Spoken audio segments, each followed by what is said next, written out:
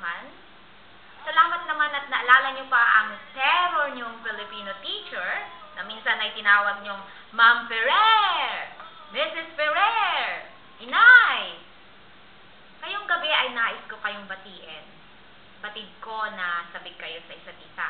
Maging ako ay sabik na sabik kayong makitang muli. Gaano na nga ba katagal yun? Gusto kong makita kung ano ng mga itsura ninyo, sino man ang pangasawa ninyo, ano nang narating ninyo, ilan na ang mga anak ninyo, anong itsura ng mga anak ninyo. Gusto ko rin marinig ulit ang mga boses ninyo, yung matinis at malambing na boses ni Marian, ni Christine Joyce, ni Jonas, si Gary, si Lance, at sino pa ba? Siyempre, ang yakap ni Bon.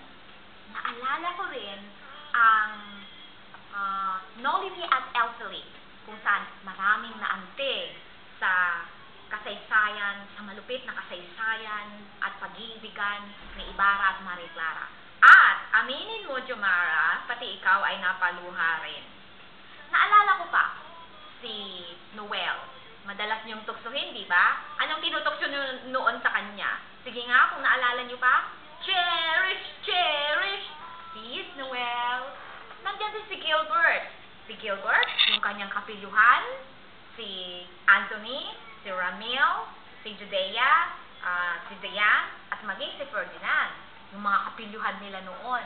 Pero, yeah, believe it or not, I love them.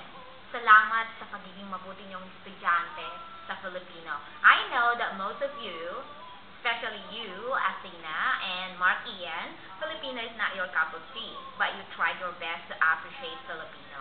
And I'm so grateful. Well, kailangan kong isekreto yun noon. Siyempre, teacher ako eh. Well, batid ko na marami akong mga pagkukulang. Maraming nanginig, takot, siguro sumama ang loob. Patawarin niyo ako, mga anak ko.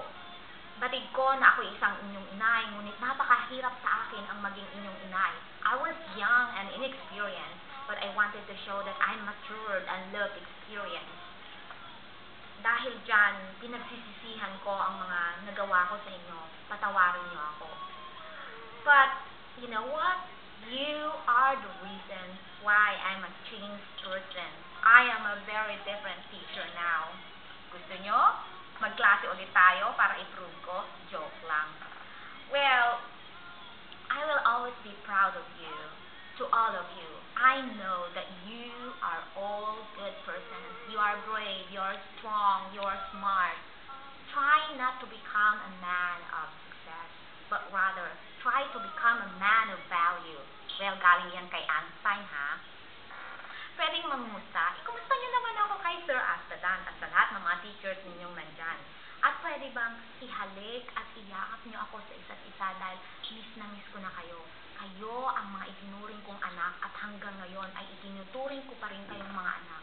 Sana hindi niyo makalimutan ang inyong inay. Ang inyong inay Ferrer. Enjoy the night. Have fun. I love you all. Mwah. Bye.